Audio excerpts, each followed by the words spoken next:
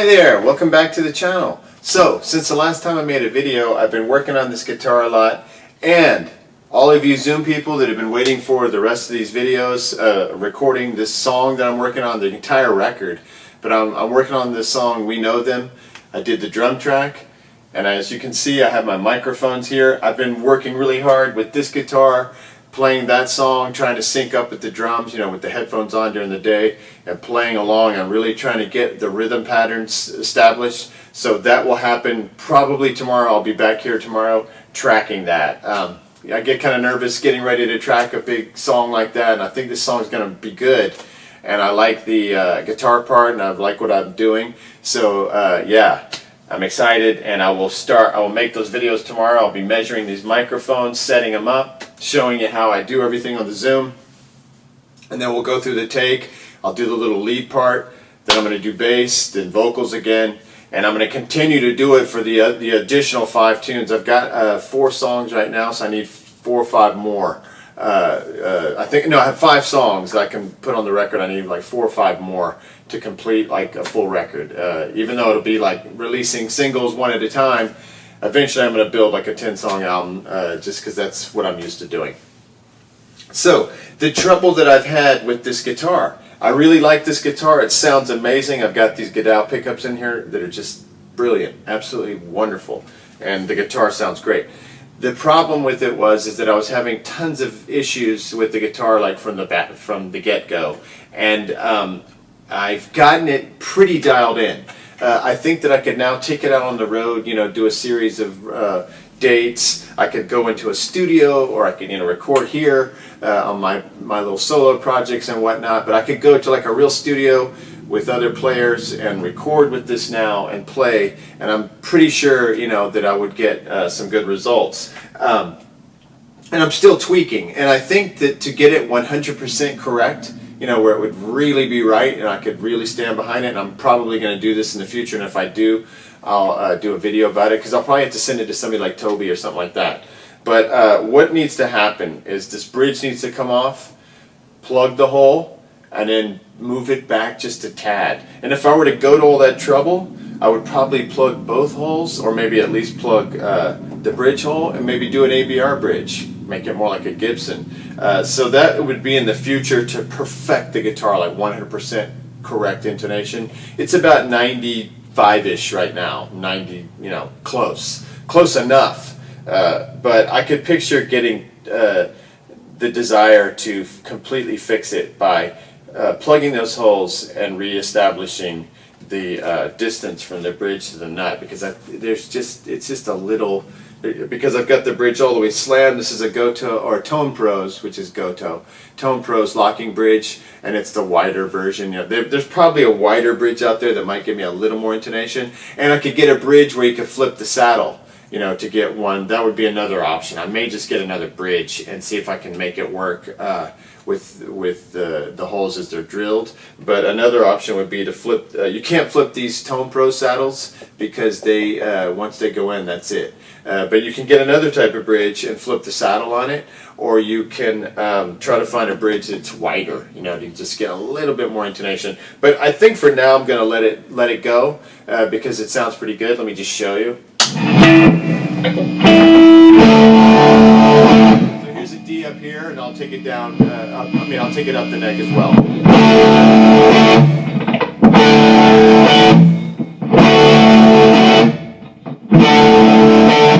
That sounds reasonable. I mean, it sounds pretty good. It's probably a little off, but it sounds okay to my ears. Let's try the E.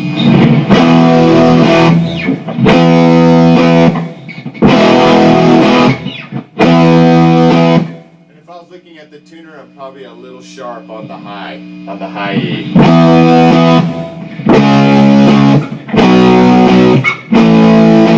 But as you can see, I can play power chords now, and there's not a lot of waving.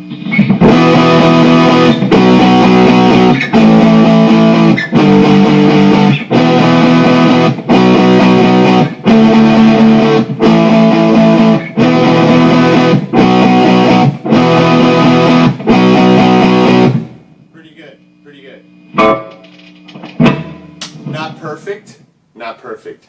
And the way to get it perfect would be to plug these holes and extend the bridge. But I don't think I'm going to worry about it, because I think for my ears, maybe when I listen to this video, I'm going to go, ugh, I can't take it, you know. But I think it's okay. Now, let me just go through what I went through on the guitar. This might help you if you've built a guitar, if you've done a kit guitar, or if you're struggling with some guitar you picked up and you can't get it to intonate. Maybe some of the things that I tell you will help you in your situation. I hope so, because I know how bad that sucks, you know, when you're struggling and you can't figure out what's going on. Okay, so all of the problems I have with the guitar. I originally built the guitar, I didn't know what I was doing, obviously. Lots of user error, so I just goofed up a bunch of stuff. But eventually, I got the guitar set up correctly. The neck I know went in correctly. Everything was right about that, and it's set nicely. I don't think that's an issue. And it looks great and feels great. The stain went great. Electronics went in beautifully. Everything mounted up nicely. All that kind of stuff. The first problem I had was I wanted to replace the cheap plastic nut it came with, obviously. It was not a very good nut. So when I took the nut off and replaced it, I kind of lined up, I'd never done this before, obviously, and I'd lined up the new tusk nut, you know, with the binding here on the side, and noticed that when I had mounted it and, you know, glued it in with some super glue, I noticed that the nut was pitched forward. And it did not look correct. It was like forward. And I looked at all my other guitars, you know, my Strat, my Les Paul, blah, blah, blah, and I was like, you know, this is weird. This doesn't look correct, and I know I've done something wrong. And so I couldn't figure it out, and I removed it and did it a couple times and kept having the same problem. Eventually, I noticed while playing it that this side looks nice and straight and normal. This side, on the other hand, it looks like the binding was cut at a slight downward angle. So instead of cutting the binding like straight across, you know, when they were finishing up, when they were bringing it up here and cutting it off, somebody made just a funky cut, or maybe the piece wasn't cut correctly from the beginning and it just slipped by, but it's cut down at an angle. So there's like this little gap here between the nut and the binding, where the nut is straight, but the binding is going down at an angle, so it leaves this little space. So that's weird. And then you can realize that the flatness of the nut up against the neck makes it look off, but it's actually correct now. It's the binding that was off. So once I figured that out, that got better. Next up, when I tried to put my new nut on, and I went up to 11 gauge strings, because that's what I'm used to playing on my Stratocasters, the low E kept popping out of the nut, just like, you know, you tune it up and be playing and everything would seem fine, and all of a sudden it just go pop, you know, just jump out, which really freaked me out. If that's ever happened to you, it's incredibly annoying and just it feels really wrong, you know, like something really bad has happened, like the guitar is like breaking. And it's my thought that, you know, this wacky rake angle and maybe whatever is going on here, so that's a struggle to keep it in there, right? So then you have to go a little deeper on the nut. But if you go a little deeper on the nut, then you start getting fret buzz. And you know, it's just a continual one problem that you sort of solve by doing something creates another problem. Then you got to solve that problem. So it's like it's like pulling the thread on the sweater, you know. So I decided to just sort of start back from the beginning, right? I just tried to get everything like to neutral. Got the neck to neutral because I'd gone really hard one direction with the neck, really hard the other direction with the neck. That wasn't making a big difference. What was making a difference with intonation was bringing the bridge all the way up and dropping the bridge all the way down. I noticed that taking the bridge down as low as possible gave me better intonation. But fret buzz, right? Okay, so here's what happened. I had been told before that if you fret here, like you get a capo, and then hold down here and look between your 7th and 9th fret, maybe look at the 8th fret, you know, like right here. You're looking for a gap. You don't want the string to be like pressed down on the fret right here. So if you're holding down where the joint of the body and the neck come together, and this first fret, you can see like, you could slip like a piece of paper between the 7th, 8th, 9th fret, especially the 8th fret. You know, there's like a little gap there. And if you're seeing your string flatten down on it, then you know you need to relieve the neck. You know, just go a little bit this way and get a little bow in there. If you are doing this and you see a huge gap, you know, like a massive bow that it looks like it's like too much, you need to come the other way with the neck and flatten it back up, lift it back up to the strings. So like here's your strings. If you're bowed, you're like this, you want to lift it up and flatten that space and create less of a gap, right? So in my case, I noticed that there was too much bow because I'd gone the other way really hard trying to get rid of all the fret buzz from lowering the bridge, right? So it's like one problem creates another problem. And it has this sort of, you know, effect where everything's attached to each other. So everything affects everything else. It's reciprocal. So, and string tension, right? Okay, so now I'm trying not to get confused here. Now, the next thing that I did was I adjusted the neck, like I said, to create enough of a space where I could see that there was a little bit of gap here. I can look at it now if I'm holding down the spot here, and I can see a little bit of gap right there at that 8th, 7th through 9th fret, just enough so I know that my action was good. And that was really cool. And I thank all those out there on forums and on YouTube videos who show people this kind of stuff. Gibson has a couple nice videos too that they just put out with it. The main luthier there, I think in the custom shop, that shows all these little cool quick tricks you can do just to get an eyeball of what's going on with your neck. So it's 1st fret, basically last fret, or like where the joint and the neck come together, and then you check that 7th and 9th. You want a little space, like a piece of paper's worth, you know, there. And this would all depend on how much action you need. If you have plenty of, if your intonation is good and you just like higher action, knock yourself out. I like higher action myself. I've found that with this guitar, it's going to have to be more like a standard Gibson. You can't have it up really high because it just won't intonate. And I think it plays better when it's lower. This style of guitar just feels better lower than my Strat. The Strat, for whatever reason, works great with higher action. I don't know. That's just my experience so far. So after adjusting the neck so that everything was good, that was really the best move, because I think it kind of starts with that. If you have your neck correct, everything else kind of falls together. Now that I had the neck right, I was able to get the bridge height correct. I was able to drop it down basically all the way down to where I need to get the intonation correct. The other thing that I had done before I adjusted the neck is I took the nut down just a little bit more, because I noticed the more I filed the nut down and got that string down lower, the more this string intonated. Because it's only this string that doesn't intonate. The rest of them were intonating okay. Even though I've got it slammed, this one still wouldn't, you know, get there. But when I went a little lower on the nut, just a little, which is also good to maintain the stability here of this rake angle so it doesn't pop out. So nothing's popping out here. It's not too low either. It's right where I want it to be as far as how low the string is sinking into the nut, you know. So the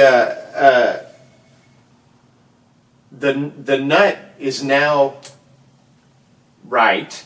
I think I have the right amount of, you know, the string is deep enough into it, but not so deep that you get that fret buzz. This is low enough to almost intonate perfectly, and the neck relief is finally correct.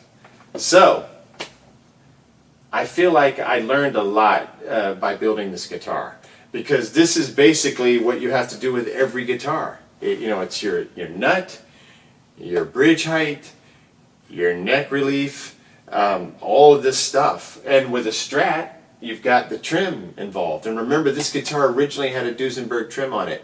The neat thing that I've discovered, I don't know if it's like this with all Flying V's, because I haven't played many Flying V's. I've only played a couple of Gibsons before. This is like the main one that I've played.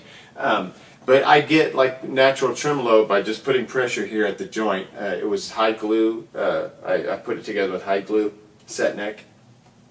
And it might be like that with all Flying V's, but I find that this guitar doesn't really need trim, because you can kind of use the body to get that, you know, pitch fluctuation that you get from a trim bar. And I think it plays way better without the Duesenberg. I don't miss that at all. I think that's a fine little trim, and it could work on another type of guitar. And I might even use it on another guitar if I don't sell it.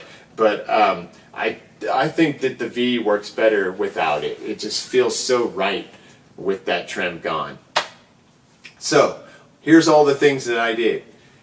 I worked on the nut a lot. I really made sure that the strings were not too low, not too high. I adjusted my my neck, and that's, I think, the most important part, like at least at the beginning. Like, set up the neck correctly first.